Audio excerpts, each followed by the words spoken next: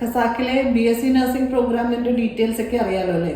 എന്തെങ്കിലും ഡൗട്ട് ഉണ്ടോ? ഖസാക്കിസ്ഥാനിൽ BSc nursing course പഠിക്കാൻ ഫീസ് സ്ട്രക്ചർ കുറവാണെന്നുണ്ട്, ശരിയാണോ? ആണല്ലോ.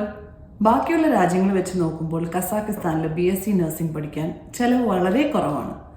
ഇന്ത്യയിൽ വരുന്ന ഫീസ് അത്രയും അല്ലെങ്കിൽ അതിൽ കുറവ് അത്രയാവുന്നുള്ളൂ 4 വർഷത്തെ BSc നഴ്സിംഗ് ഖസാക്കിസ്ഥാനിൽ പഠിക്കാൻ. +2 ഏത് സ്ട്രീം ആയാലും കുഴപ്പമുണ്ടോ നമുക്ക് ഈ BSc നഴ്സിംഗ് പഠിക്കുന്നതിന്? +2 ഏത് സ്ട്രീം ആയാലും കുഴപ്പമൊന്നുമില്ല. സയൻസ് ബാക്ക്ഗ്രൗണ്ട് വേണമെന്ന് യാതൊരു നിർബന്ധമില്ല. അപ്പം നമുക്ക് എൻക്വയറി വരുന്നുണ്ട്. അപ്പോൾ പല കാര്യങ്ങളും പറയുന്ന കൂട്ടത്തിൽ ഇവർ IELTS മറ്റു കാര്യം പറയുന്നുണ്ട്. അപ്പം എങ്ങനെയാണ് കാര്യങ്ങൾ? IELTS ആവശ്യമുണ്ടോ? IELTS മാൻഡേറ്ററി അല്ല. അതാണ് ഖസാക്കിസ്ഥാന്റെ വേറൊരു പ്രത്യേകത. IELTSോ അങ്ങനത്തെ വേറെ സർട്ടിഫിക്കേഷൻസ് ഒന്നും മാൻഡേറ്ററിയേ അല്ല. നമ്മളിപ്പോൾ പറഞ്ഞല്ലോ BSc നഴ്സിംഗിന്റെ കാര്യം. അപ്പം നമ്മുടെ പ്ലേസ്മെന്റിന്റെ മറ്റു കാര്യങ്ങൾ എങ്ങനെയാണ്? അതിന് അഷുറൻസ് ഉണ്ടാവും 100%? ഓഫ്കോഴ്സ് പ്ലേസ്മെന്റ്സ് ഉണ്ട്, അതാണ് ഹൈലൈറ്റ്.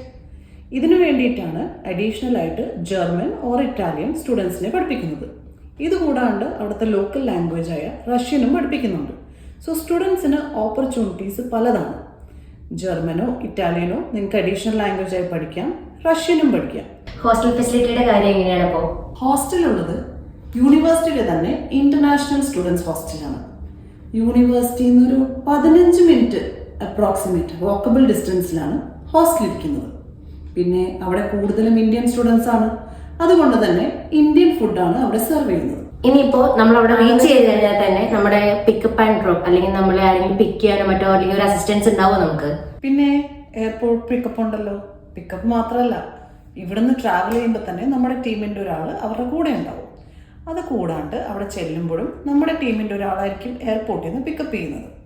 പിക്കപ്പ് ചെയ്ത് സ്റ്റുഡൻസിനെ ഹോസ്റ്റലിലാക്കി അവരുടെ കാര്യങ്ങളൊക്കെ നോക്കി പേരൻസിനെ വിളിച്ച് കൺഫേം ചെയ്ത് പറയും സ്റ്റുഡൻസ് അവിടെ സേഫായിട്ട് എത്തിയ കാര്യം. അത് കഴിഞ്ഞിട്ടും നമ്മുടെ ആൾക്കാർ കുറച്ച് ദിവസം അവിടെ താമസിച്ചിട്ട് അവരുടെ കാര്യങ്ങൾ സെറ്റിൽ ചെയ്തിട്ട് മാത്രമേ നമ്മൾ തിരിച്ചു വരുള്ളൂ. ഖസാക്കിസ്ഥാൻ ഒരു സേഫ് കൺട്രിയാണ്. ലിവിങ് എക്സ്പെൻസസ് വളരെ കുറവാണ്. അതുപോലെ തന്നെ പഠിക്കാനുള്ള കോസ്റ്റും കുറവാണ്. പഠിച്ചിറങ്ങിയാൽ ഉടനെ 100% പ്ലേസ്മെന്റ് അഷുറൻസും ഉണ്ട്. ഇതിൽ കൂടുതൽ എന്താ വേണ്ട ഒരു കോഴ്സിൽ, അല്ലേ?